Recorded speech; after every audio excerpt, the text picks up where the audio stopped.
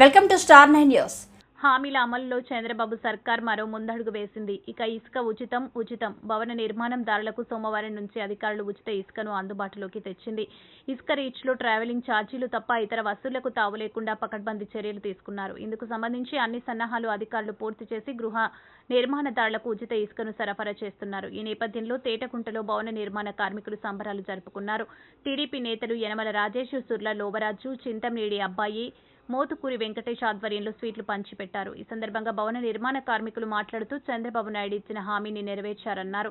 ఈ కార్యక్రమంలో టీడీపీ నాయకులు కుసుమంచి సత్యనారాయణ, గాడి రాజాబాబు, పెంటకోట భాస్కర్, సత్యనారాయణ, ఎంపీపీ డాక్టర్ బొప్పన రాము, కరప అప్పారావు, టీడీపీ, జనసేన, బీజేపీ నాయకులు పాల్గొన్నారు.